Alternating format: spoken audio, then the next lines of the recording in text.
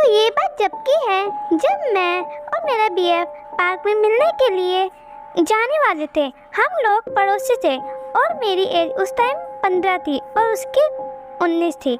हमारे पेरेंट्स हमें इस बात के लिए कुछ नहीं कहते थे और हमें हमेशा सपोर्ट करते थे, क्योंकि मेरी मम्मी और उसकी मम्मी काफ़ी अच्छे फ्रेंड्स थी और मेरे पापा और उसके पापा भी काफ़ी अच्छे दोस्त थे, इसलिए वो हमें कुछ नहीं कहा करते थे। लेकिन उस रात जब मैं जा रही थी उससे मिलने के लिए, तो हम लोगों ने 8 बजे की टाइमिंग पर प्लान किया था मिलने का, लेकिन 8-10 हो चुके थे, लेकिन वो अब तक नहीं आया था। मैंने उसे कॉल किया ये जानने के लिए कि वो अब तक क्यों नहीं आया, लेकिन ना तो वो मेरा फ़ोन उठा रहा था और ना मैसेज का रिप्लाई कर रहा था।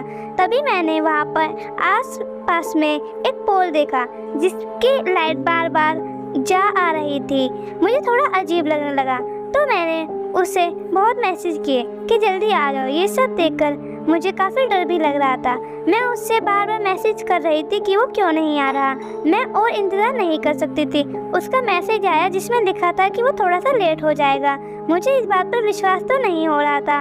फिर मेरा ध्यान फिर से उस बल्ब पे गया। लाइट ऑन हुई, लेकिन इस बार मैंने देखा कि उस पर कोई औरत बैठी हुई थी और वो कुछ चाइनीज में बड़बड़ा रही थी। मुझे लगा शायद वो कोई मेरी पड़ोसी होगी, तो मैंने उससे कहा, एक्सक्यूज़ मी मैम, प्लीज़ नीचे आ जाइए।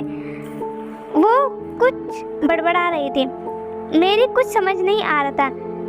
जब मैंने उससे ऐसा कहा कि नीचे आ जाइए, तो वो अचानक से चिल्लाने लगी और अजीब तरह से हंसने लगी। वो ज़मीन पे आ गई और मेरी तरफ आने लगी। मैं वहाँ से भागने लगी। जब मैंने उसके हाथ में कांच का टुकड़ा देखा तो पर मेरी किस्मत से मेरे बीएफ आ गया और उसने दरवाज़ा खोल दिया था और उसने मुझे अंदर आने दिया।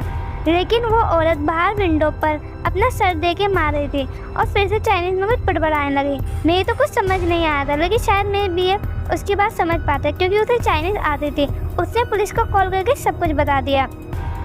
वो औरत दरवाज़ा तोड़ के अंदर तक आ चुकी थी, लेकिन वो ये दरवाज़ा भी तोड़ने ही वाली थी, पर उससे वो दरवाज़ा नहीं टूटा। इतने में ही पुलिस वहाँ पर आ गई और उसे वहाँ से ले गई। बाद में ये पता चला कि वो एक मेंटल हॉस्पिटल से भाग गई थी। मेरे बीएफ ने मुझे बताया कि वो तुमसे कहना चाहती थी कि वो तुम्हें मारना चाहती है, लेकिन 2 साल बाद मेरे बीएफ ने उस जगह से शिफ्ट कर लिया और उसके बाद हम कभी नहीं मिले।